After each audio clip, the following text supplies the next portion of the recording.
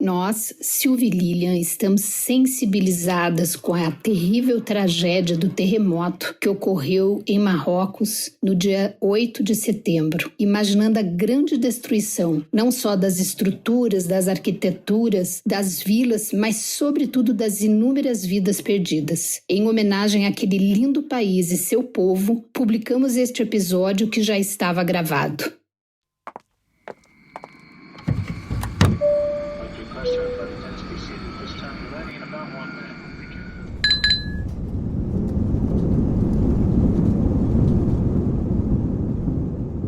Viajantes bem-vividas.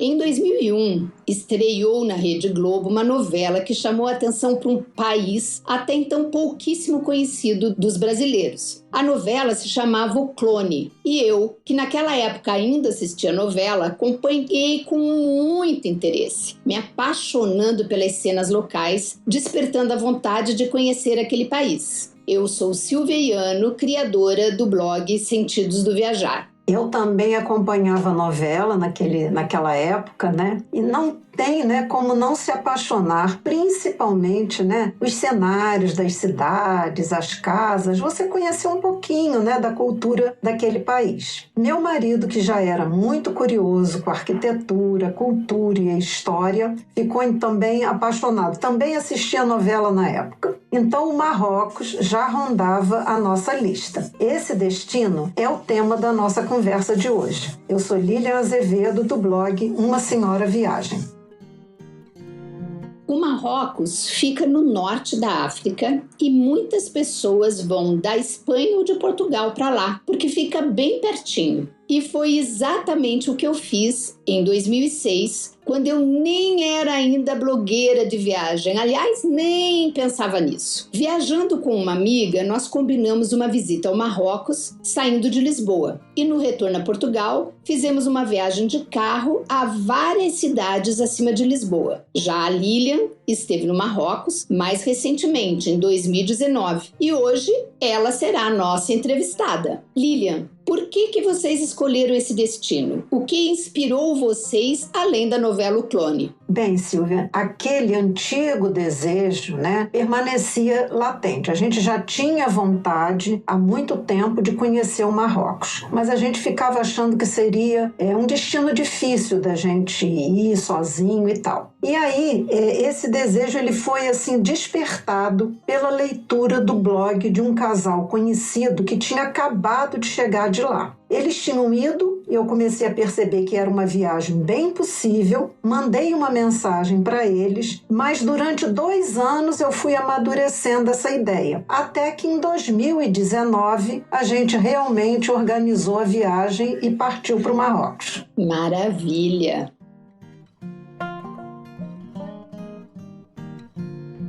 E como que vocês organizaram a viagem? Foram por conta própria? Fizeram uma excursão? Contrataram um guia em cada cidade? Como foi que tudo aconteceu? Na verdade, nenhuma dessas opções, né? A gente começou assim, lendo os mais variados posts sobre Marrocos para ver se a gente encontrava alguém que falasse português, né? Fizesse essa excursão, essa viagem em português, mas que não fosse excursão, porque a gente não gosta de excursão. Isso levou um certo tempo. Ao mesmo tempo, quando a gente encontrava brasileiro, português ou espanhol que fazia esse tipo de viagem, a gente sempre ficava assim, precisando de uma certa referência dessas pessoas, né? E aí, quando nós encontramos os posts desse casal blogueiro que eu conhecia já, eles inicialmente, eu pensei que eles tivessem ido por conta própria, porque eles sempre viajam assim, mas eu enviei comentários e aí vi que tinha sido um tour privativo privativo. Aí eu fiz contato com essa empresa e logo eu descobri que era exatamente esse casal que intermediava o trabalho entre os brasileiros, né, e essa empresa que fazia o passeio. E aí eu fiquei super aliviada, porque eu digo assim, agora eu não vou precisar da tal referência, né? Eles eram uma boa referência para mim. Já há algum tempo eu acompanhava as viagens que eles faziam. E foi uma organização de viagem, assim, bem interessante, porque quase eu posso dizer que foi uma forma conjunta. Eles enviaram para a gente, nesses primeiros contatos, ideias de roteiro no Marrocos, né? E eu também já estava pesquisando e aí eu dizia o que eu gostaria de incluir, né? Que cidades eu gostaria de visitar, os sítios arqueológicos e tal. E eles foram fazendo ajustes, né? No roteiro que eles já tinham. Ah, isso aqui é possível incluir. Ah, isso aqui não. Se você for para essa cidade, não dá. Uma outra coisa é que nós tínhamos poucos dias disponíveis para fazer essa viagem. Então, algumas coisas que nós gostaríamos nem sempre era possível incluir, né? Eu achei também muito interessante a possibilidade da hospedagem, porque eles ofereceram nos roteiros, havia 3 tipos de roteiro, como se fosse um básico, um médio e um luxo. E dentro de cada categoria havia 3 hotéis mais ou menos que nós poderíamos escolher. Então nós fizemos no Marrocos um tour privativo e personalizado, né? Os donos dessa agência são 2 irmãos marroquinos, então foi uma viagem assim muito bonita, muito legal. Vocês, Silvinha, como é que organizaram a viagem de vocês ao Marrocos em 2006? Olha, quando a gente foi ao Marrocos, nós contratamos um agente de viagem francês que morava aqui em Brasília e tinha muita experiência em viagens. Ele havia trabalhado por muitos anos na Panam, agora naquele tempo, né, ele era aposentado e trabalhava fazendo roteiros de viagens assim mais sofisticados, né? E ele então organizou o nosso roteiro e fez as reservas dos hotéis, escolhendo opções seguras e confortáveis. A preocupação era sempre que nós íamos em mulheres e sozinhas. O senhor Antoine, que é o nome desse agente de viagem, nos orientou a que já no primeiro hotel onde nós nos hospedaríamos, solicitássemos ao concierge a indicação de um guia de turismo. Assim, o hotel teria responsabilidade sobre essa contratação e a gente ficaria mais segura. O guia que eles nos indicaram era excelente, falava português fluentemente e nos acompanhou nas visitas à primeira cidade que nós fomos. Nós gostamos tanto dele que acabamos contratando-o para nos levar de carro a mais uma das cidades do nosso roteiro, o que foi excelente, confortável e muito seguro. Agora, Lilian, nós fomos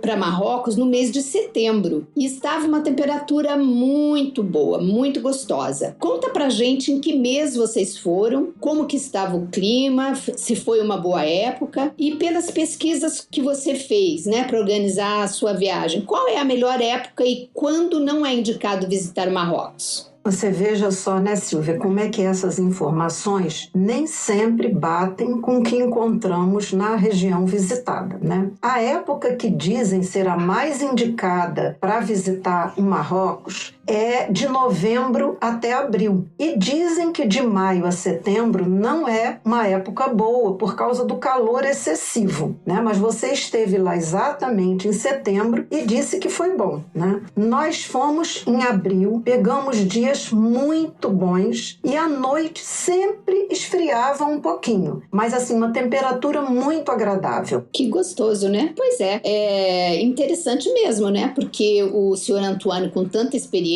não mandaria a gente para um período que não fosse legal. Então, Lilian, conta para nossa ouvinte como que a gente faz para chegar ao Marrocos. Como que é a imigração, quais os documentos exigidos, se é preciso visto, vacina, que cuidados devem ser tomados? Olha, não é preciso visto para turista brasileiro visitar o Marrocos, nem é necessário também vacina, tá? Nós fomos com a Royal Air Maroc, que saía na ocasião do Rio de Janeiro em um avião simples, era aquela configuração 242. O avião que saía de São Paulo dessa mesma empresa era um avião bem mais interessante, né? Que eles chamam de Dreamliner, que é um aviãozaço, né? Mas foi um voo tranquilíssimo. Então nós saímos do Rio de Janeiro com essa empresa direto para Casablanca, tá? Voo tranquilo, comida bem servida e gostosa. Agora, eu achei, e também já tinha lido sobre isso, a imigração lá é muito rigorosa, né? Desde que você desce do avião. O nosso avião nos deixou na pista, né? Nós pegamos um ônibus e fomos até, né, quando a porta do aeroporto se abre para os passageiros entrarem, né, que acabaram de descer do ônibus para entrarem no aeroporto, já tem uma esteira uma esteira com scanner onde você coloca toda a sua bagagem de mão, mochila, bolsa, o que você tiver você coloca ali. Você passa por um scanner, tá? Os homens, eles foram revistados. Além de passar no scanner, eles faziam uma revista daquela que apalpa a pessoa toda. Depois que todo mundo passa por ali, você ainda tem outros 2 pontos onde você apresenta o passaporte e o bilhete aéreo. Isso antes de entrar na fila de imigração. Foi preciso um formulário para você preencher. Eles foram muito minuciosos na observação do passaporte e da passagem aérea. E fizeram perguntas de praxe, né? Que é quanto tempo você vai ficar no país, o motivo da viagem, o que você vai visitar, e você preenche ali nesse papel quais são os hotéis que você vai ficar, né, durante a sua estadia. Eu acho que, se eu não me engano, era só o primeiro hotel. Não vai o casal até aquele posto da imigração, né, aquele postozinho onde você fala com o fiscal da imigração, vai um de cada vez, né? E eles sempre perguntam, na hora da saída do país, você vai passar na imigração, eles perguntam qual foi o último hotel onde você esteve hospedado. Logo depois que você passa da imigração, há um funcionário para o qual você precisa novamente apresentar passagem aérea e passaporte. Aí você retira as bagagens da esteira e antes de você sair para o saguão, você novamente passa toda a sua bagagem pelo scanner. Então eu achei assim muito rigorosa. Eu acho que teve um atentado, eu agora não vou me lembrar o ano, em Marrakech, e eu acho que depois desse atentado terrorista que houve, eles passaram a ter esse cuidado com a entrada e a saída do país, né? Os guias e empresas de turismo e de traslado não podem esperar pelos clientes no saguão do aeroporto. Eles ficam do lado de fora do aeroporto, há uma área reservada para eles, e aí ali eles estão com uma plaquinha para você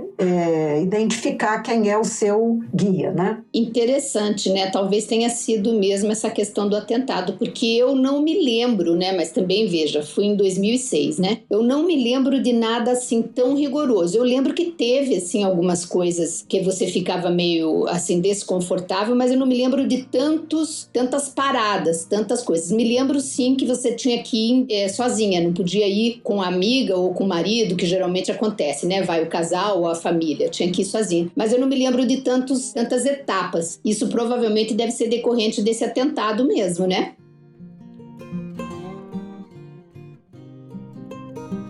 Ok, então vamos lá. Outra informação que é muito importante a gente falar, né, para cada ouvinte que está aqui com a gente agora, é sobre a moeda local, né, Lilian? Conta para nosso ouvinte qual é a moeda do Marrocos. Foi fácil vocês fazerem câmbio e entender aquele dinheiro? E como que vocês fizeram para estarem conectados? Vocês usaram chip do celular? Silvia, a moeda deles, né, se chama dirham, né? Nós trocamos no aeroporto 100 euros e nos arrependemos bastante. Primeiro porque você encontra várias casas de câmbio depois com uma cotação muito melhor do que a do aeroporto. A gente trocou porque ele queria já ter uma ideia, queria já estar com dinheiro, mas foi completamente desnecessário, até porque a gente ia ser pego logo que saísse do aeroporto pelo guia, então não havia mesmo necessidade de ter feito isso. Foi, assim, bobagem, aquelas inexperiências que às vezes a gente ainda comete, né?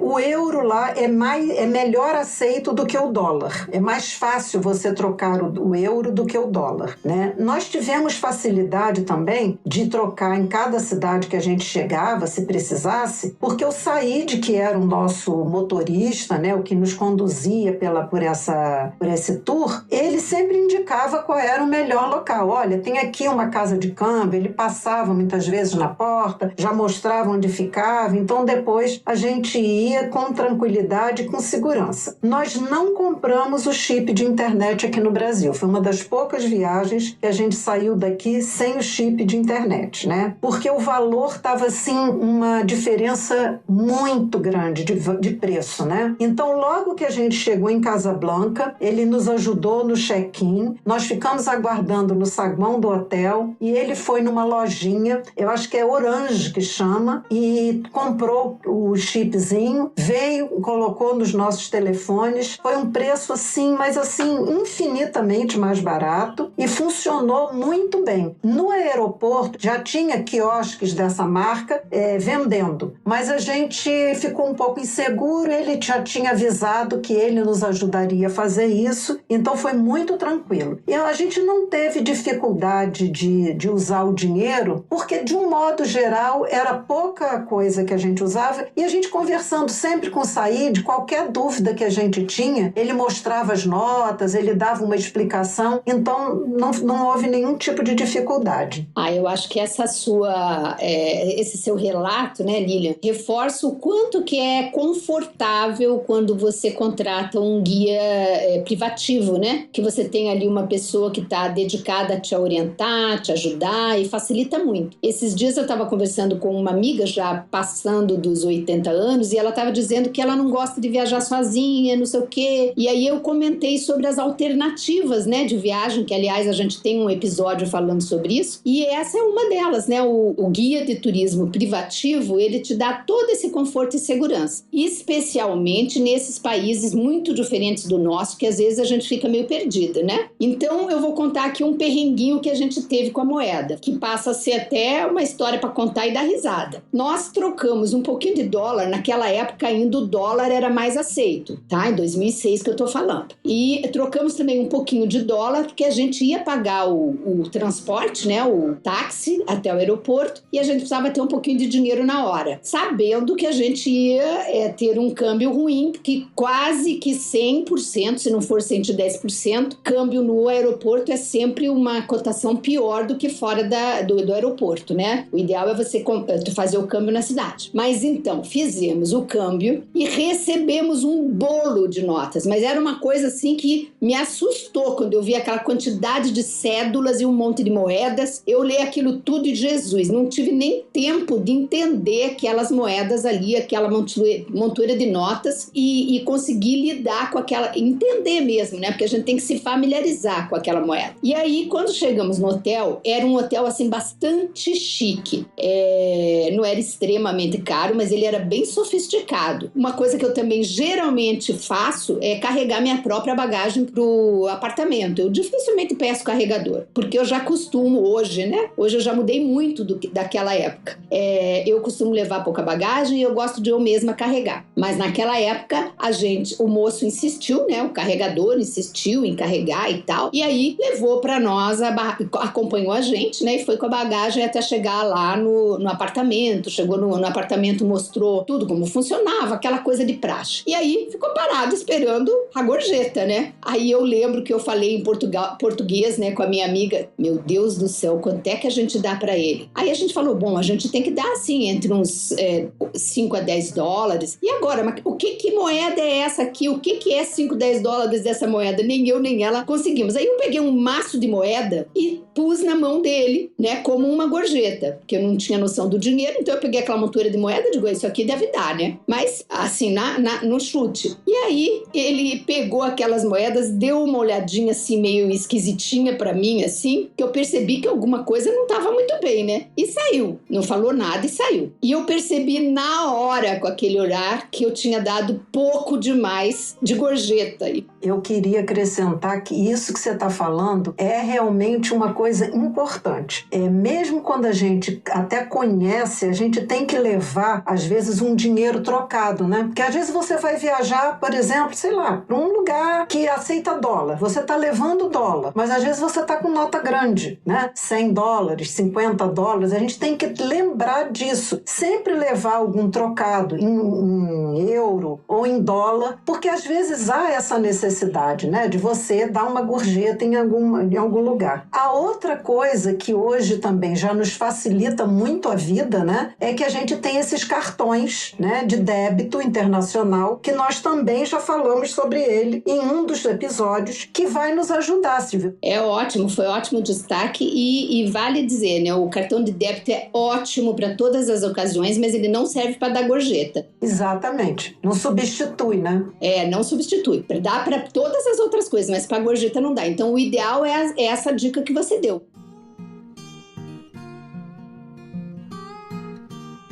Então vamos lá. Diga aí, Lilian, o seu tour começou por qual cidade? Como que vocês circularam dentro de cada cidade, pelo país? Quantos dias passaram em cada cidade? Você achou suficiente para se ter um panorama do destino? E o que você faria diferente? A minha amiga e eu, né, a Marcleide e eu, ficamos lá 6 dias. E começamos em Fez, como eu já disse, e seguimos para outras cidades. Como que vocês fizeram? Olha, o nosso tour, ele foi de 11 dias. Nós começamos em Casablanca, ficamos um dia. Depois nós fomos para Rabat, ficamos um dia. De lá para Fez, nós ficamos 3 dias e aí, nesse caminho, nós visitamos Meknes e Volubilis, tá? Depois nós fomos para El Jadida, ficamos um dia. Depois nós fomos para Essaouira, ficamos um dia. E depois nós fomos para Marrakech e ficamos 3 dias. De Marrakech, nós também fizemos um passeio para Ait Ben Haddou, né? E Ouarzazate. Não sei se fala dessa maneira, mas eu acho que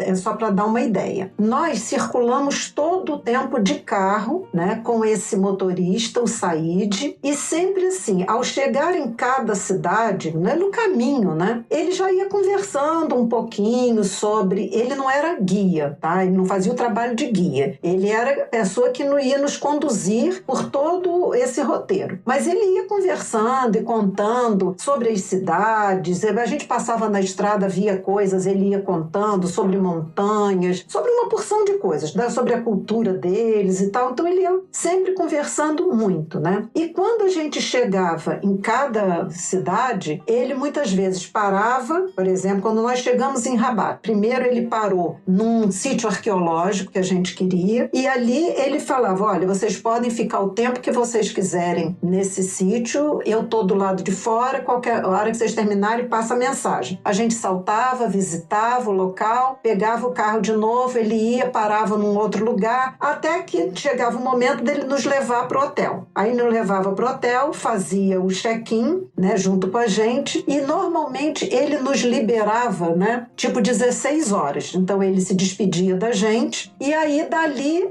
de 16 horas em diante, a gente ia aproveitar sozinho o local. Então isso foi muito bom pra gente, porque a gente não tinha uma pessoa com a gente full time, entendeu? A gente aproveitava muitas coisas junto com ele, mas depois a gente tinha o tempo que a gente queria para explorar a cidade do jeito que a gente gosta de fazer, né? Nós tivemos um guia particular em Marrakech, em Meknes e em Fez. Foram 3 cidades em que tinha um guia para nos levar para os passeios e tal. Eu achei que, assim, essa viagem de 11 dias, como um tour privativo, ele ajudou a gente a ter uma visão muito panorâmica panorâmica, né, do Marrocos.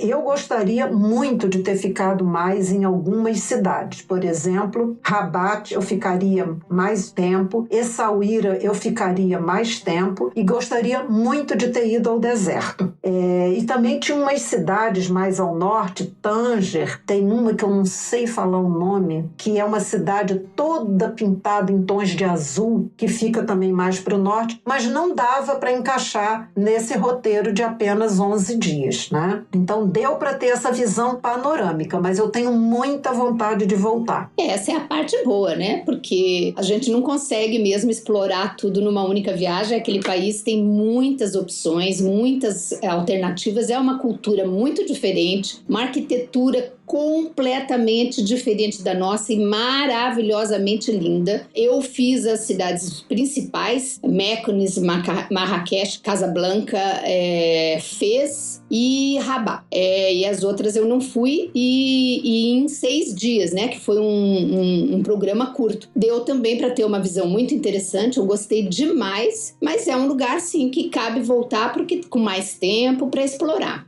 E em termos de segurança, como que vocês se sentiram? Uma das coisas que a gente foi muito orientada, especialmente pelo Sr. Antoine, foi sobre a vestimenta, né? E a gente levou à risca. O que você ressalta em relação ao vestuário do turista? E você tem alguma outra recomendação? Não, Silvinho, é mais ou menos a mesma coisa. Era, né, não usar roupa justa, decotada, curta. Mas, assim, para mim, isso era primeiro que eu acho, assim, fundamental, né, sempre respeitar a cultura local. E não é o tipo de roupa mesmo que eu use, né? Agora, uma coisa que eles sempre falavam era lenço para entrar na mesquita, mas que, na verdade, a gente só pode visitar a mesquita de Casablanca. As outras mesquitas a gente não pode entrar nas outras cidades, né? Só se você for muçulmano, né? Só for da religião. Então, o que eu ouvi muito de histórias, tanto antes quanto depois, é que a gente não se metesse a fazer uma excursão, até mesmo em casal, não aceitasse qualquer proposta de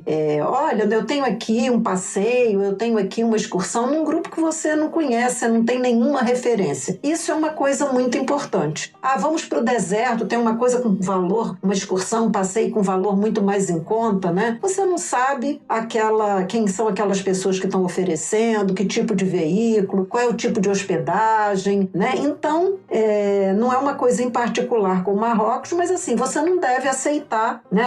Você não entende, não fala muitas vezes o idioma e tal, então é uma coisa para você ter cuidado.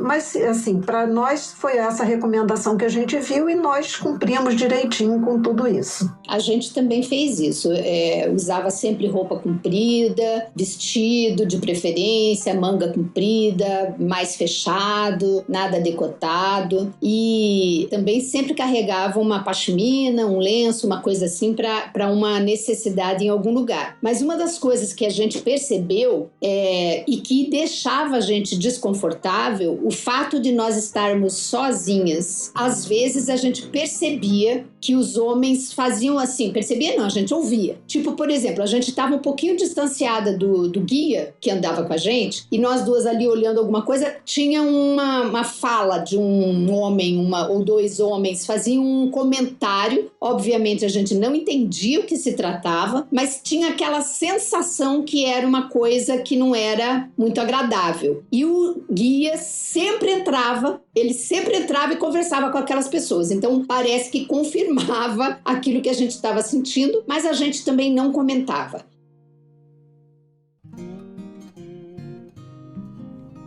E outra questão cultural bem própria do Marrocos é a comida, né? Que é também muito diferente da nossa. Você já comentou que não gosta muito de provar comidas diferentes, né? Em outros episódios. Como que vocês se viraram por lá e você destacaria algum prato típico? Olha só, surpresa! Nós provamos e adoramos o tahine. Opa! Tahine é uma comida, é um prato tradicional típico, né, do norte norte da África, em especial do Marrocos. E nós, no primeiro dia que nós chegamos, nós ainda pensamos em procurar. Eu já tinha feito um levantamento, como eu faço sempre, né, de restaurantes italianos, né, principalmente, para a gente poder comer caso a gente ache a comida muito diferente, né? E nós somos chatos mesmo para provar comida diferente. Mas aí nós, no primeiro dia no hotel, nós resolvemos provar esse tahine de frango e de carne. Comemos também o cuscuz marroquino e nós gostamos muito. Passou, a partir daí, a ser um prato que a gente se sentia bastante à vontade para provar. Tinha tahine de frango, tinha de cordeiro, né? Eu achei um prato assim muito saudável, porque tem muitos legumes, ele é cozido, é uma coisa que tem um cozimento até pelo formato, porque tahine, na verdade, é o nome do prato e é o nome da panela onde ele é feito, né? Que é uma panela de cerâmica. Linda, por sinal. Fosse uma grande tigela, e a tampa, ela é cônica, né? De cerâmica também, tem um buraquinho em cima, então tem uma maneira lá de que esse vapor, ele passa lá para o fundo da panela, vai fazendo um cozimento lento desses ingredientes do prato. Eu achei muito saudável, porque é tudo cozido e é muito bem temperado. Tem vários temperos diferentes, então ele é cheiroso, ele é bem temperado e ele é saboroso. Mas assim, eu consegui comer bem todos os dias. Uma outra coisa que engraçado, que teve um dia no café da manhã que eles trouxeram essa panela de cerâmica, e quando a moça colocou na mesa, assim, antes de tirar, né, essa tampa, eu falei pro meu marido, nossa, eles devem servir a tahine também no café da manhã. Só que quando ele tirou, não, eles usam para fazer outras coisas. Então eram ovos, né, como se fosse um ovo mexido, um omelete feito ali naquela panela. Também estava muito gostoso. Então eu achei o pão deles, como se fosse o nosso pão árabe, é diferente, né? Ele é um pão, todo dia era servido quentinho, como se ele infla, assim, ele fica gordinho, né? E depois, com o tempo, ele vai abaixando. Muito gostoso. O mel deles, eu fiquei apaixonada, porque ele é um mel clarinho, levinho, né? Não é muito doce, muito gostoso. Então, assim, todas as comidas eu gostei bastante. Os cafés da manhã, muito gostosos. Agora, em alguns dias, a gente também comeu pizza, né? Teve dias que nós fomos a restaurante italiano, comemos massa, né? Mas foi uma surpresa pra gente mesmo de ter provado, ter gostado e de ter comido várias vezes esse prato. Eu amo a comida deles. Eu amo esse estilo de comida, né? Cuscuz marroquino, por exemplo, abrasileirado, né? Eu como muito aqui e adoro, por conta dessa mistura mesmo, né? De frutas secas e legumes e tal, muito gostoso. Mas eu me lembrei agora, você falando do pão, que realmente é maravilhoso aquele pão quentinho, mas eu vi uma experiência, né? Eu vi fazendo esse pão no mercado em Fez e nunca mais me saiu da cabeça. O que acontece? As pessoas que moram ali tinham, primeiro, né? Tinha um lugar que era assim, você entrava meio que assim, bem rústico, tinha um espaço, tudo no chão, assim, chão de chão mesmo, chão de terra. Aí tinha um buraco bem grande, assim, que cabia uma pessoa de pé. E na frente daquele buraco era um forno imenso a lenha. E a gente chegou para ver fazer esse pão, e era muito interessante, porque esses homens que ficavam de frente para o forno eram os padeiros que faziam ali o assar do pão. E o povo que mora na região traz o seu pão já em fatia, aquelas rodas, né? Uma pilhazinha de rodas, entrega para aquele padeiro, ele vai jogando aquelas fatias, aquelas rodas dentro do forno para assar. E é muito interessante, porque daí ele vai com aquele pau bem grande, aquela madeira bem grandona que na ponta tem uma roda, ele tanto leva como ele traz o pão assado. Aí ele trazia o pão assado até a ele, assim, né? Tirava lá do forno, e aí ele jogava para direita pelo chão. O pão rodava aquele chão de pó, e aí a pessoa ia e pegava. Eu digo, Jesus, eu não vou mais comer esse pão. Será que tudo é assim? Era desse jeito, no chão de poeira, de terra. Eu digo, gente, gente, será que isso é só aqui ou é lá no hotel também, né? Provavelmente no hotel não era, né? Mas eu nunca imaginaria que o pão tinha aquela parte, aquilo era acho que uma forma tradicional, né, de preparar o pão, mas era a forma que o povo consumia ali também. Muito engraçado, nunca mais esqueci dessa cena. Bom, o Marrocos tem um aspecto interessante também em relação à hospedagem. Fala um pouquinho, Lilian, sobre a experiência que vocês tiveram. Nós, por orientação do nosso agente de viagem, ficamos em hotéis assim um pouco mais sofisticados, hotéis mais internacionais, né? Nada de pousada ou hotel 3 estrelas, não. Eram hotéis de categoria melhor. Qual a tua experiência? Olha, Silvia, como eu falei para você, como nós já tínhamos pesquisado,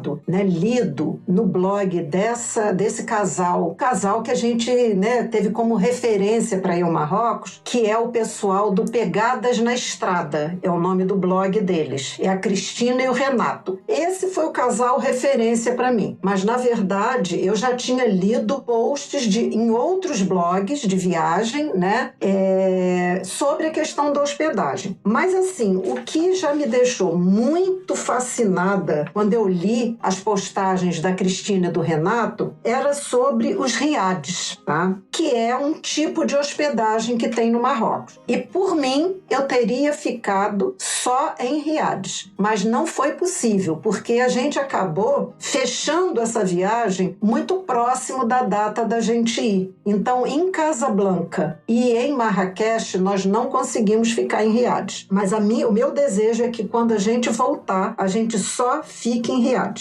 Explica então um pouquinho pra gente o que é esse riad. Riad é o seguinte, são casas típicas do Marrocos, são construções que você olha pelo lado de fora, ela tem geralmente uma porta de entrada rente à rua, tá? É uma construção que você imagina que tenha 2 andares, mas você não vê, você só vê a porta, tá? Quando você entra, você fica assim, embasbacada com a beleza. Por quê? São casas típicas de lá, então elas têm um jardim interno, uma área interna belíssima, belíssima, toda revestida de mosaicos que são feitos de uma maneira diferente, que depois eu vou falar um pouquinho porque merece. Aquelas janelas, aquelas portas todas trabalhadas em madeira, e você parece assim que é um rendilhado de madeira. Então quando você entra, você tem, né, geralmente um hallzinho de entrada, e aí você vai sair nessa área central. Toda aquela casa, aquele ambiente, ele é voltado para essa área central. Então, geralmente tem um chafariz ali no meio, tem uma área ampla, com sofás, muito colorido, tudo é muito colorido. As almofadas são coloridas, as estampas dos sofás, né? E aí as portas de algumas salas, como se fosse uma sala principal de refeições, belíssima. Parece que você está assim, num filme de 1001 Noites, sabe? É uma coisa belíssima, belíssima, belíssima. Muitos enfeites na casa, todos têm um colorido muito vibrante. As pilastras, todas revestidas nesses mosaicos. Cada mosaico de um lugar é de um tipo de desenho, né? Então, assim, e a recepção desses riades, ela é muito, vamos dizer assim, personalizada. Você chega, eles oferecem uma água de rosas para você perfumar as mãos, que é como se fosse a maneira de você limpar as mãos quando chega, mas é uma coisa carinhosa com o hóspede, né? Então é uma aguinha de cheiro super gostosa. Depois isso vem num borrifador de um vidrinho também belíssimo. Aí eles vêm servir o chá de menta, que é um verdadeiro espetáculo, né? Porque vem o rapaz, geralmente é um rapaz que vem, e ele faz uma apresentação. Eu filmei, eu achei tão bonito que eu filmei cada um que vinha servir esse chá de menta pra gente, né? Eles fazem realmente um espetáculo, levanta o bule bem alto, sai aquela água fervente num copinho, numa xícarazinha e tal, pra gente beber. E aí os quartos, todos os ambientes têm aquela decoração típica, móveis, os abajures são de cobre, todos daquela coisa que é típica de lá. As almofadas, tudo muito colorido e bonito. Hoje em dia, você tem riad riades de todos os tipos. Você tem esses riades que, na verdade, foram adaptações, né, de casas para se tornarem pousadas, e você tem riades que foram construídos para serem riades. Então, são luxuosérrimos, mas também todos nessa mesma pegada. Nós não ficamos nesses riades luxuosos. Nós ficamos nessas que eram como se fossem pousadas, né? Mas todas já que tinham sido experimentadas pelo Renato, pela Cristina, ou que eles já tinham conhecido e, portanto, indicavam como hospedagens, né? E eu achei, assim, uma experiência maravilhosa. Nós só ficamos no hotel em Casablanca, que era um hotel desse tipo internacional, legal, e também em Marrakech ficamos no hotel. Nenhum dos dois eram hotéis luxuosos, né? Eram hotéis normais, bons hotéis, mas nada luxuoso, né? Agora, também esses hotéis, mesmo não sendo riades, eles também trazem essa mesma decoração, né? Então você também contempla lugares lindos, mosaicos lindos, as paredes, o chão, as pinturas, tudo muito lindo. Agora, me chamou a atenção, e aí eu vou destacar aqui também, que esses mesmos riades, ou essas casas, né? Porque eram casas, né? Antigamente, elas também foram transformadas em lojas. Então eu tive a oportunidade, assim, de ver uma das coisas que mais me chamou a atenção. Você tá andando pelas ruas, aí você vê um negócio assim, essa porta que você falou, essa porta enorme, que não é luxuosa, geralmente as que eu vi eram simples, e que você olhava ali e não dava nada por aquilo ali. Quando abria aquela porta, era como se você tivesse entrado num palácio, uma coisa exorbitante de beleza, de iluminação, de coisa dourada, de mosaico, sempre muito, muito, muito linda. E essa história de na entrada ter aquele chafarizinho, né, muito bonito, muito interessante. A arquitetura, eu acho assim, é uma coisa maravilhosa, né? A gente vê muito disso quando vai a Portugal, quando vai a Espanha, alguns outros países que tiveram essa influência, né? A gente reconhece aquele estilo de arte, né, de arquitetura.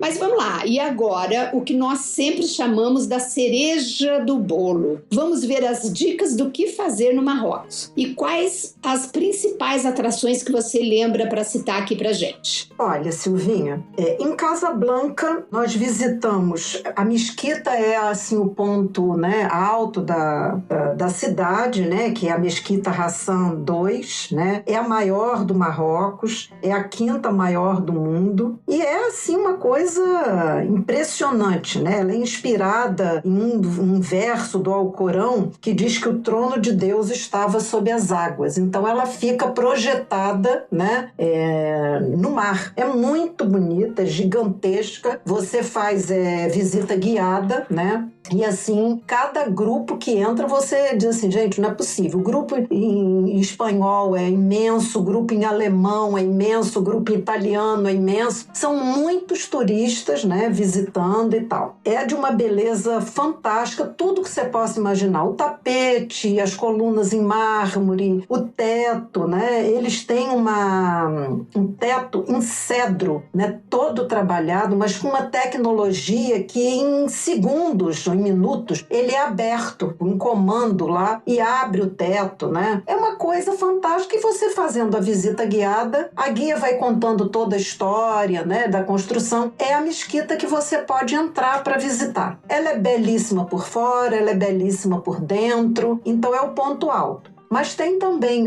o calçadão, né, que eles chamam de corniche. É um calçadão com muitos jardins, com bares, restaurantes, hotéis. Muitos hotéis ficam na corniche, o nosso não ficava. Você tem uma Medina, que é a parte antiga da cidade, que é simples, é pequena e simples, né? Mas já dá para você ter, né, aquela sensação, estou no Marrocos, né, e ver o comércio e tal. Lembrar da novela, né? Tem a Catedral Sacré-Cœur, né, que é de mais ou menos de 1930, né? O Marrocos, ele foi protetorado da França, né, durante, eu acho que 50 e poucos anos. Foi uma situação diferente, né? A maior parte do Marrocos, eu acho que do centro para o sul, era dominado pela França, né? E a parte norte pela Espanha, que é, entre aspas, como se fosse uma coisa de colônia, só que sem ter, não houve guerra, não houve coisa para essa colonização. Mas ela foi. Então, tem muita coisa que foi construída pelos franceses, né? O idioma, o francês é um dos idiomas mais falados, né, no Marrocos, e tem muita coisa feita por eles. Então, essa igreja Sacré-Cœur é muito bonita, fica lá em Casablanca e tal. A estação de trem também é uma estação bem interessante de você conhecer, né? E eu não tinha essa informação antes de viajar. Quando eu cheguei lá, é que vendo a estação de trem, eu fui pesquisar e fiquei surpresa de ver que tem trem, né, no Marrocos, ligando várias cidades e que pode ser também uma alternativa, né? Quem quiser ir de trem e chegar em cada cidade e ter um guia, né, para apresentar a cidade para você que está viajando, né? Não era o nosso caso. Eu fui de Rabat a Casablanca de trem. Foi uma viagem super confortável. Gostei muito. Pois é. Eu achei uma alternativa muito interessante. Quando eu vi, eu falei, poxa, pode ser uma possibilidade para uma segunda vez, né? Agora, isso falando de Casablanca. Depois nós saímos dali e fomos para Rabat. Rabat é a capital, né, onde vive o rei. Uma coisa interessante que eu não sabia, que o Said nos contou, é que, bem, o rei mora em Rabat. Quando ele está viajando e está em alguma outra cidade do Marrocos, você sabe quando você chega na cidade e as bandeirinhas do Marrocos estão em vários lugares da cidade, né? Nas avenidas e tal. Então você já sabe que o rei está ali, né? Achei bem legal isso. Falei, nossa, é bom, você já se situa, né? De que o rei está por ali. Parece que eles transferem a sede, né? Quando ele está em outra cidade, eles transferem a sede, como se transferisse a sede para aquele local. Não tinha essa ideia, não. Bem, ela foi transferida, a capital foi transferida na época do protetorado e aí permaneceu lá, né? Antes da gente chegar a Rabat, a gente foi visitar um sítio arqueológico, que eu já falei que meu marido é apaixonado por sítios arqueológicos. Então nós fomos visitar um que fica muito próximo, que se chama Chelat. E assim, gente, é completamente fascinante, porque era um sítio arqueológico que viveram fenícios, cartagineses e romanos, tá? Em 250 depois de Cristo. Depois entraram os berberes, que são os árabes. Então você tem vestígios da época de fenícios, cartagineses e romanos e tem vestígios da época dos berberes, né? Então você vê construções das duas culturas. Muito interessante. É muito legal porque em várias cidades do Marrocos a gente viu isso. Aliás, em Portugal isso também tem. As cegonhas constroem os ninhos, né, nas torres, né, no alto das torres. Dá um ar, né, super legal. Muito bonito. Até dos postes de luz, né? Portugal, todos os postes de luz têm aquele ninho enorme das cegonhas, as cegonhas ali dentro. Muito bonitinho.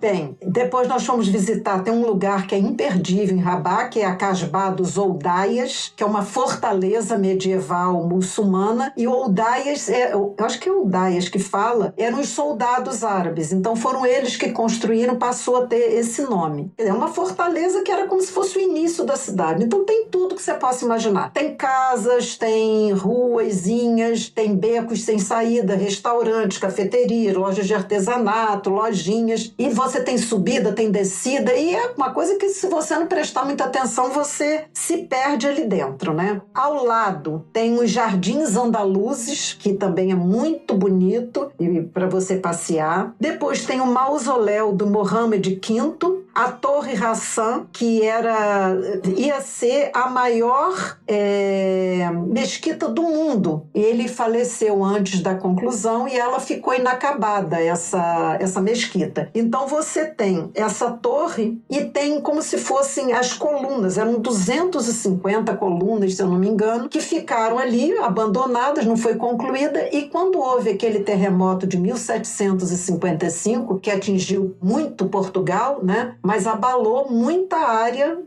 próxima. E lá também foi abalada. Os guardas que montam guarda ficam, né, na frente e tal. É um lugar assim, gente, você vai visitar o mausoléu, tem pisos em mármore, mosaicos revestindo as paredes internas. É uma coisa assim, escandalosamente linda, né? A riqueza, a opulência dessas construções. Tem uma praia, né, com farol, tem uma praia lá em Rabat muito bonita que dá para você passear, que é como aqui tem uma galera jogando futebol, mas não é a frequência de uma praia no Brasil, né? É mais essa coisa da caminhada, né? E você vê final do dia, muita gente passeando por lá. Então Rabat foi essa surpresa pra gente, tá? Depois, nós saímos de Rabat e fomos em direção a Fez. Eu não sei se você já tinha pesquisado isso, mas quando eu estava pesquisando para visitar o Marrocos, eu fiquei, assim,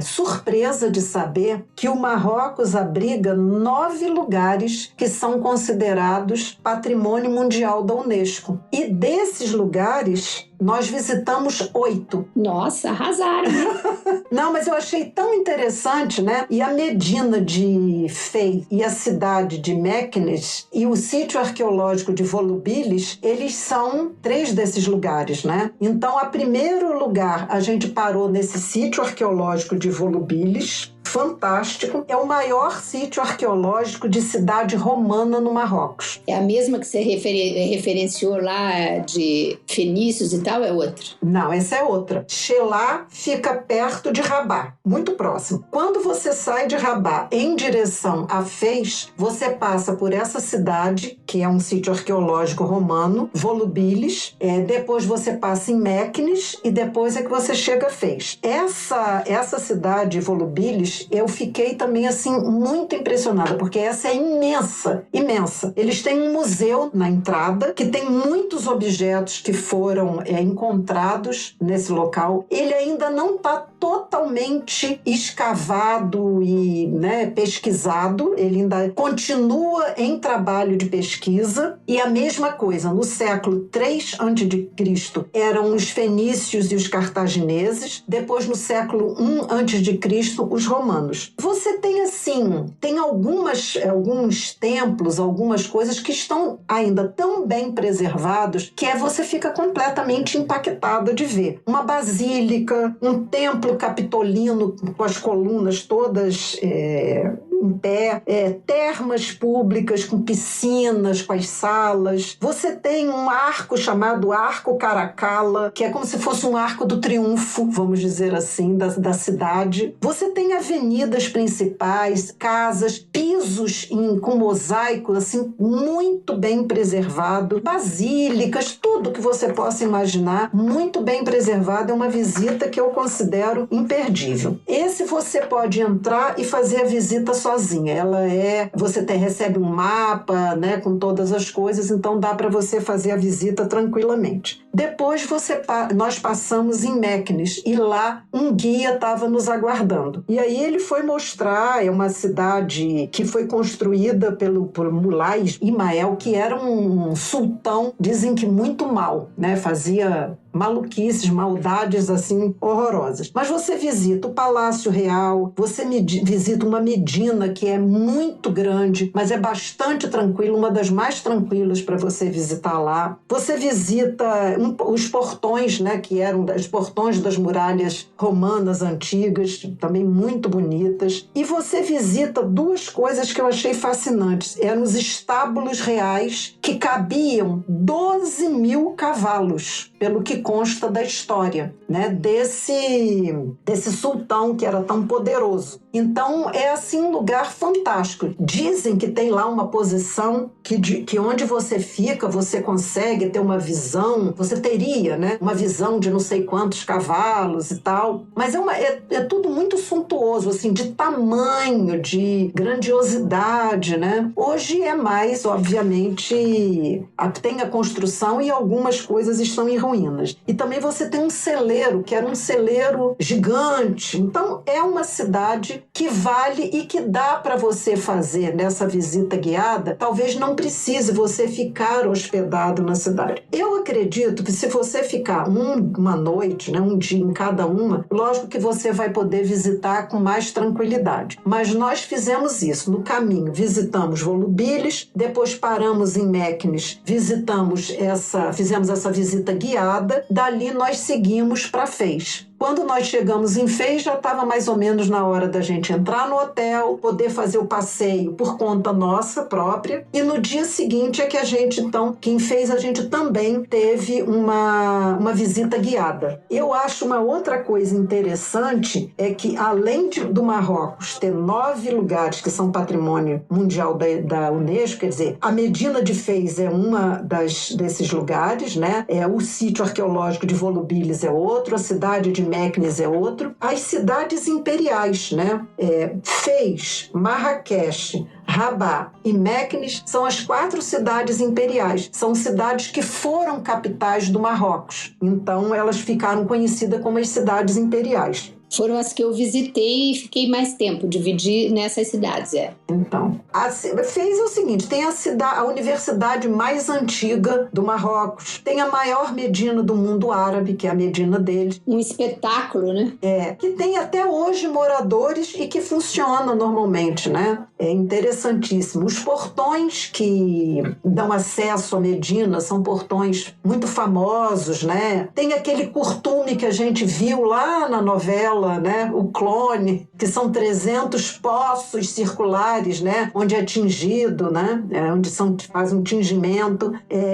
Fez uma cidade que, assim, essa visita, que você tem que fazer visita guiada a essa Medina, né? E eu acho que é os principais pontos turísticos, porque realmente a Medina é um labirinto, né? É a maior que tem do mundo árabe, então tem 2 ruas principais. Depois que a gente fez a visita com a nossa guia, a gente fez o seguinte, quando a gente queria voltar, a gente pegava, são 2 ruas paralelas, que são as principais. Então a gente pegava uma rua e ia até o final, apreciando todas as lojinhas e tal, e aí voltava. Depois a gente pegava outra e fazia a mesma coisa. Quando a gente entrava em alguma ruelazinha perpendicular, a gente fazia a mesma coisa, ia naquela ruelinha e voltava para a principal, porque senão você nunca mais vai ser achado, né? Se perde. E tem de tudo ali, né?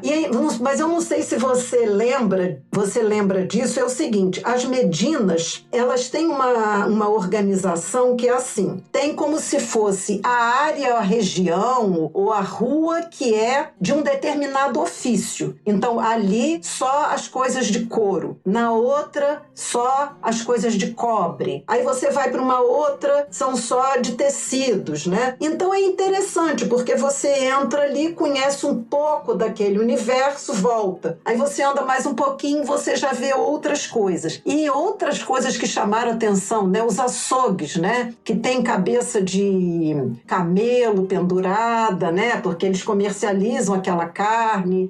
Às vezes tem lugares pequenos, como se fosse uma lojinha, mas que tem o tingimento de tecidos para você conhecer, né? Nessas Medinas eu achei assim, bastante delicado. Você não pode olhar uma coisa, né? Você olhou um pouquinho mais interessado, eles vêm, nada tem preço, né? Tem coisas realmente muito bonitas, almofadas, pashminas, objetos de decoração de cerâmica, coisas de cobre, joias.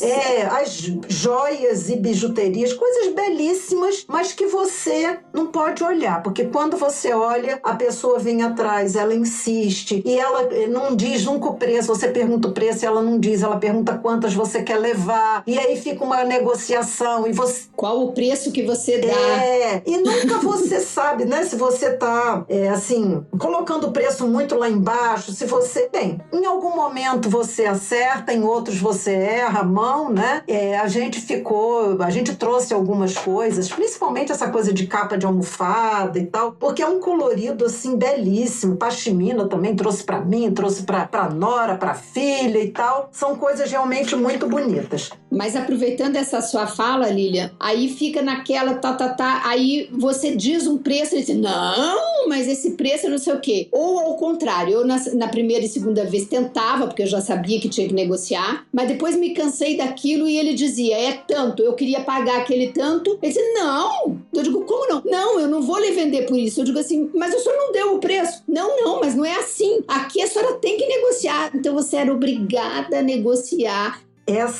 Lá de Fez, nós fomos visitar uma cidadezinha chamada Ifrane, que é considerada a Suíça do Marrocos, porque ela fica a 1.650 metros de altitude. Ela foi construída pelos franceses nessa época que eles viveram lá, né? Criada em 1930, mais ou menos, para ser um destino de férias para eles. E neva no inverno. Então, é assim, eles têm o maior orgulho de levar para visitar essa cidade, contar que tem essa cidade lá, que pega montanhas, as montanhas Atlas, né? Então, é uma cidade pequenininha que você conhece, quer dizer, você conhece entre aspas, você visita em 3 horas e tal, e nós fomos lá para passear, para conhecer e achamos que valeu bastante a visita, né? Bem, quando nós saímos de Fez, nós fomos para uma cidadezinha que se chama El Jadida. E também foi inspiração do Pegadas na Estrada. Eu não sei se eles chegaram a ficar nessa cidade. Nós ficamos um dia em El Jadida, né? Ela é patrimônio da Unesco. Ela foi ocupada pelos portugueses durante 267 anos. Então, ela era uma parada, assim, uma cidade que era uma parada muito importante de navios na rota Europa-Oriente. E é a maior cidadela portuguesa. Cidadela significa uma fortaleza que foi construída num lugar estratégico para proteção. Ela é chamada de Cité Portuguese. E aí nós ficamos um dia nessa cidadezinha. Quer dizer,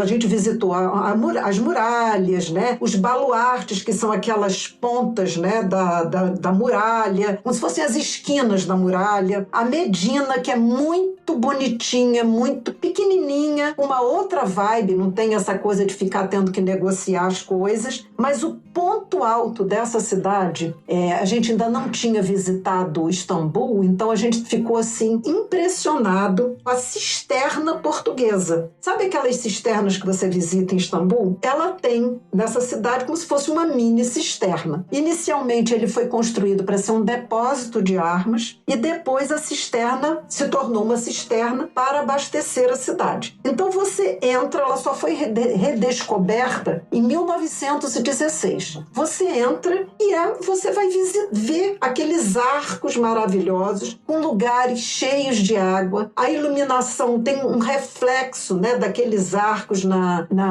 de acordo com a luz. É muito interessante. Ali dentro da Medina tem restaurantes assim super simpáticos, lojas de artesanato super simpáticas.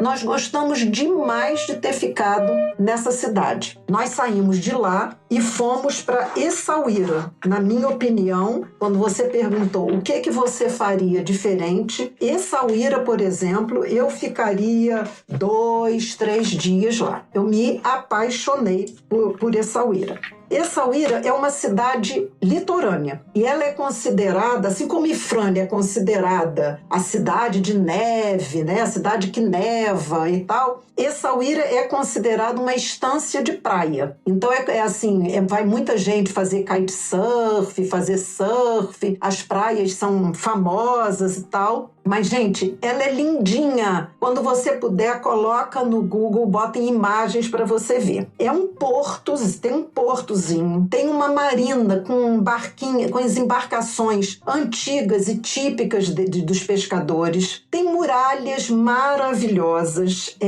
Ela foi projetada por um francês que projetou Saint-Malo, na França. Então, é naquele estilo na Normandia, né? Ela é daquele estilo estilo de cidadezinha. Os barquinhos na marina, com as gaivotas dando aquelas rasantes, a muralha ao fundo, é muito linda. Ela também é patrimônio mundial da Unesco e ela foi domínio português durante até o século, quer dizer, não sei se do século XVI até mais ou menos quando. A Medina também é maravilhosa. Prédios brancos com portas azuis domina a paisagem, né? Muito café, restaurante, os artesanatos são aqueles maravilhosos, a fortaleza com canhões. Ela foi cenário, não sei se de todo Game of Thrones ou se de uma parte, tá? A torre na entrada da cidade, que é muito bonita.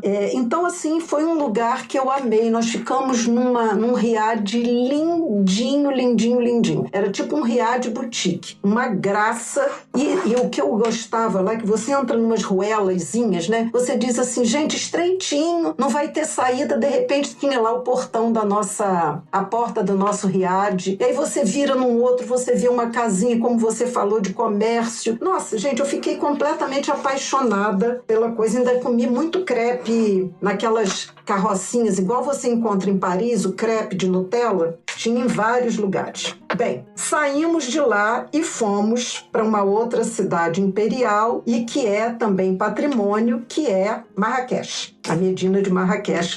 Marrakech nós ficamos 3 dias. É uma cidade maravilhosa. A Medina é fantástica, né? Imensa também. Tem aquela praça, você sabe falar o nome daquela praça? Gema El Fna. Não sei se é assim que fala, mas que tem de tudo, né? Artista de rua, gente com cobra no pescoço, gente com macaquinho. Nossa, é uma verdadeira loucura. Eu passava bem longe, que eu falei, gente, se botarem uma cobra em cima de mim, eu acho que eu caio durinho aqui, né? Um macaquinho no meu ombro também. Detesto essas atrações de, vou botar para tirar foto. Tô fora, detesto. Mas assim, é interessante você observar aquela vibe, os artistas de rua, um joga não sei o quê, o outro faz não sei o que lá, né? E aí com ele a gente foi visitar madraça. Essas madraças, que são as escolas corânicas, são muito bonitas, né? E tem toda uma história. A gente visitou um palácio El Badi, que ele foi construído na época áurea de uma das famílias, né? Que eram os saadianos, eu acho. É uma dinastia, e aí a dinastia que veio depois manda demolir, né, a obra da dinastia anterior, que é uma lástima, mas o que você visita, as ruínas que você vê, são de uma grandiosidade que você fica imaginando, meu Deus, se isso tivesse ainda aqui hoje para a gente conhecer, seria a coisa mais fantástica do mundo, né? Tem um Palácio Bahia que a gente não visitou, tem as tumbas saadianas que você tem que visitar, porque é um monumento tão gigantesco, onde está os corpos dessa família, os túmulos dessa família, dessa dinastia saadiana, que é uma coisa fantástica, e ao lado, né, numa área lateral, tem das pessoas que trabalharam para essa família, né, que também são belíssimos. Mas, gente, é de uma riqueza, coberto, revestido de madrepérola, o teto em ouro, e é tanta coisa que você fica assim, só mesmo com um guia que vá contando toda a história de cada uma das coisas. Esses túmulos saadianos, você entra numa fila, porque eles, obviamente, não vão deixar você entrar na área onde tem o túmulo. Então, é uma portinha onde você dali vê esses túmulos e aí faz uma fila em que você pode ficar minutos ali para fotografar e sair, né? Mas o bom, obviamente, é você conhecer a história. Bem, Marrakech nós ficamos 3 dias. Ela tem muitas construções num tom meio ocre que caracteriza a cidade, que é chamada até de Cidade Vermelha por isso. Por que nós ficamos em Marrakech 3 dias? A cidade tem lugares que valem muito, né? Muitos lugares que valem ser conhecidos, mas nós queríamos visitar uma cidadezinha chamada Ait Ben Haddou. Esse lugar ele é patrimônio da Unesco desde 1987 e ela é considerada uma Kizar Ait Ben Haddou. Existe uma diferença entre Casbah e Kizar. No caminho para essa cidade, você pega as montanhas Atlas, tá? Você atravessa essas montanhas do Alto Atlas. Então você passa por um lugar é uma estrada toda de curvas muito acentuadas, sinuosas. Faz um desenho, quando você chega no alto, que você para o carro e você olha, você diz assim, gente, inacreditável que eu passei por isso. Mas é tão sinuosa que dá mal-estar na gente, porque é uma curva atrás da outra. Em muitos lugares onde você faz uma parada para observar, né, você vê pequenos vilarejozinhos assim no meio das montanhas, né? É muito bonitinho de você ver. E essa montanha, ela tem neve permanente em algumas partes. O ano inteiro fica aquele pedaço lá com neve. Nós, ao longo do caminho, nós paramos numa cidade chamada Ouarzazate, mas Ouarzazate, ela é considerada a Hollywood do Marrocos. Tem um museu do cinema, tem estúdios Atlas e é um lugar onde foram filmados muitos filmes antigos e tal. E nessa cidade Ouarzazate, a gente visita o que eles chamam de Casbah Taourirt. É uma casbah. O que é uma casbah? Casbah é como se fosse um palácio fortificado. É uma fortaleza. É uma construção quadrada em que cada canto tem uma torre e existem vários casbah desses. Dizem que existe no Marrocos uma rota chamada Rota das 1000 Casbah.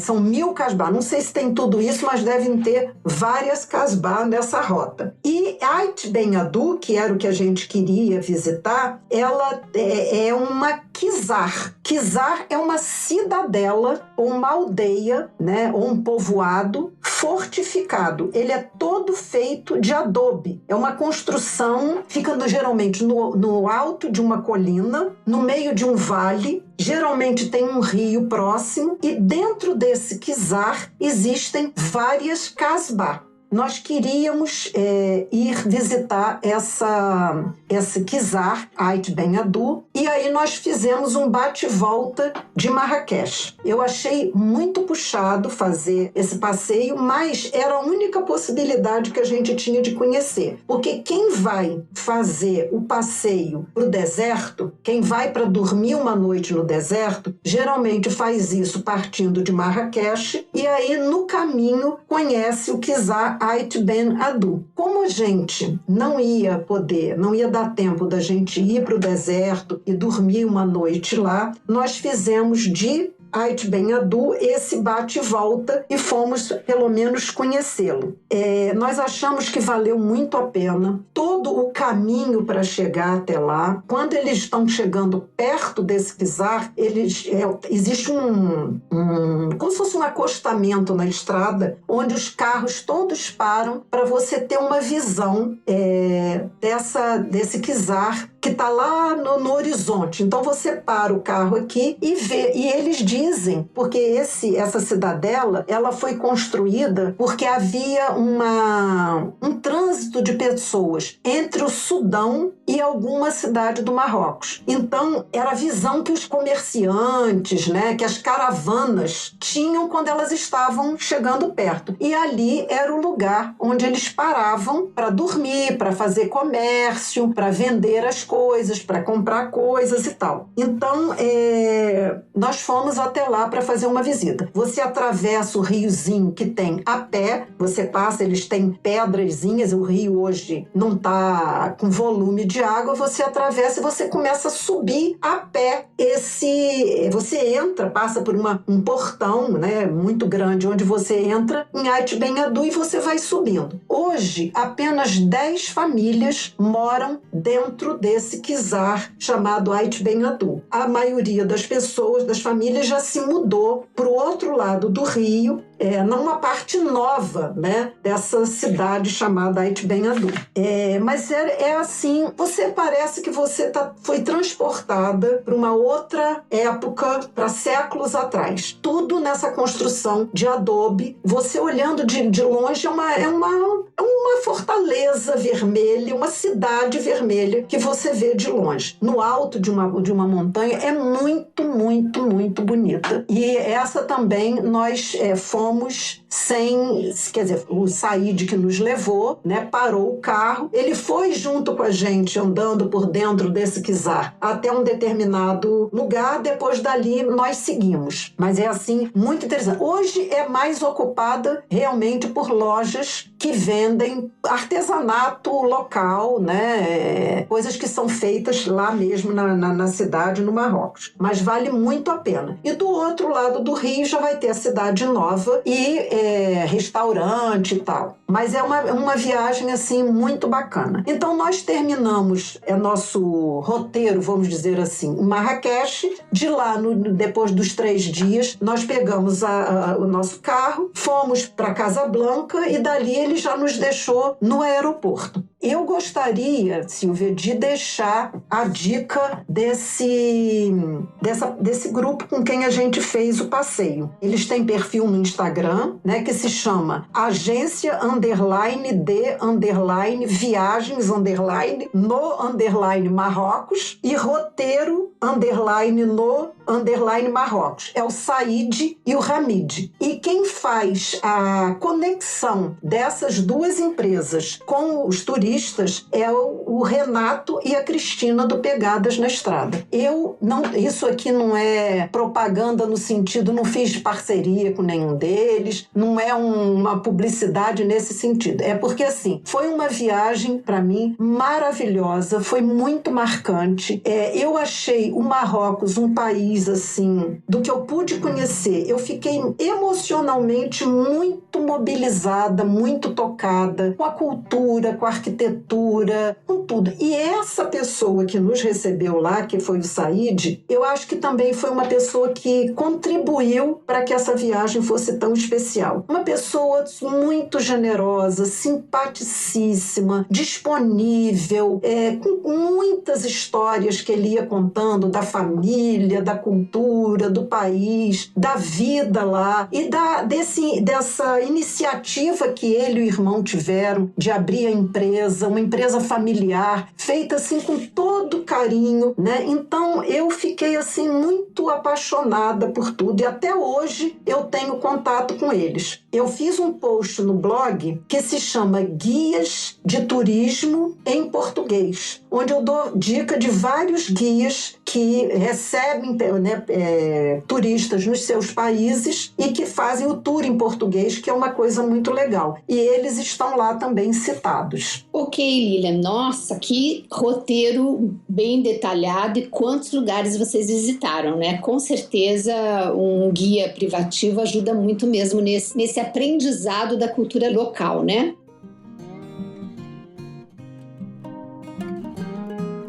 E para a gente ir encaminhando para o fim, vocês chegaram a ver viajantes 60+, ou é um destino mais destinado a viajantes jovens? Outra questão, vocês chegaram a ver mulheres viajando sozinhas? Olha, nós vimos muitos viajantes 60+, que não pareciam ser brasileiros. Às vezes você ouvia e estavam falando diferentes idiomas, né? Eu não lembro de ter visto mulheres sozinhas viajando, mas é importante frisar que como a gente estava num tour privativo, a gente não estava circulando de trem e tal, a gente não teve a oportunidade de ver. Agora, o Said disse que ele recebe e conduz vários grupos de mulheres, 8 amigas, 6 amigas, 4 amigas, então ele recebe muitas, assim, que se juntam para fazer a viagem. Particularmente acho que por tudo que a gente ouve falar, talvez seja desconfortável uma mulher viajar sozinha. Claro que tem aquelas mulheres que são bem descoladas e não estão muito ligando para isso, né? Mas o ideal é que pelo menos você viaje com uma amiga e que tenham pessoas de confiança de referência, né? Que se for pegar guias, como a Lilian falou, sempre com referência desse serviço de guia, de motorista, etc. Uma dica importante é aquela também no hotel, né? Você conseguir a pessoa no hotel que você se hospedou, porque você tem uma conexão com o hotel, uma responsabilidade compartilhada. Lilian, para a gente ir despedindo, né? Você já falou o quanto que foi bonito e linda para você em todos os aspectos, né? Emocional, cultural, etc. dessa viagem. Que mensagem você deixaria para quem tem vontade de conhecer o Marrocos? Eu diria para não deixar de ir. E aqueles que ainda não, assim, não sei, Marrocos, dê uma oportunidade ao Marrocos, dê uma chance, organize a sua viagem dessa maneira, como a Silvia teve a experiência de, né, entrar em contato com o hotel e eles indicarem um guia, um trabalho, ou você já sair daqui. Eu acho que talvez seja a mais adequada, né, você fazer um tour personalizado ou até um grupo com uma empresa que você tenha guias falando em português, e eu tenho certeza que você vai voltar muito encantado com o país. Eu achei que eles têm uma estrutura para turismo bastante organizada. Eu acho que é um país assim com muita história, com uma cultura única, envolvente. Achei assim, de um modo geral, pessoas assim no turismo, né, muito acolhedoras, muito simpáticas. Tem essas coisas do costume que a gente falou, né, da coisa da barganha lá, da negociação, mas isso faz parte da cultura deles, né? Mas eles não fazem isso de uma maneira assim agressiva ou antipática, não. É muito acolhedor. É como a Silvia falou, se você quiser inclusive pagar o preço que ele disse, ele não vai deixar, porque ele sabe que aquilo faz parte, né? Então eu acho que vale muito a pena. Cada cidade tem seus encantos próprios e assim, você imagina, gente, um país que tem 9 lugares que são patrimônio da Unesco. Não é à toa, né? Então, vale muito a pena. Só o Brasil, né? Depois do Marrocos, só o Brasil.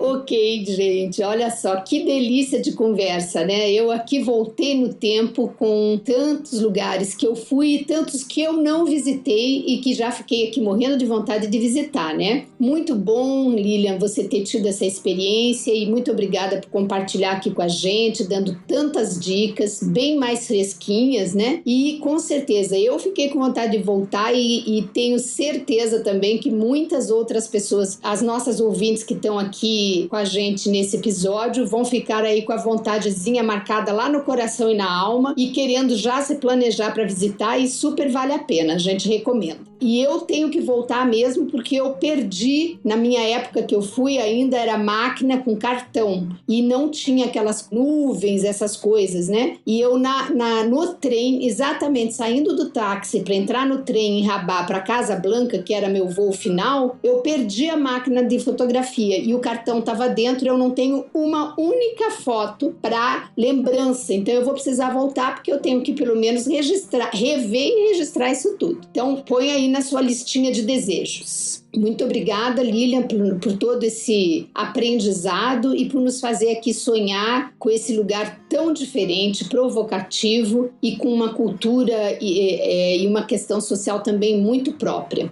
Esperamos que você, nossa ouvinte, tenha gostado de descobrir as atrações do Marrocos. Eu fiquei feliz de fazer a Silvia relembrar desse lindo país e também revivi o que eu visitei por lá. Se você gostou, envie este episódio para as suas amigas para que elas possam também se inspirar com as belezas marroquinas. São várias as cidades e cada uma com os seus atrativos. Se você quiser falar conosco ou enviar alguma sugestão de tema, mande e-mail para viajantesbemvividas@gmail.com ou mensagem pelo Instagram. Nós vamos adorar receber seu feedback. E não esqueça, temos mais de 45 episódios já publicados e a cada 15 dias nós publicamos um novo. Encontraremos com você daqui 2 semanas.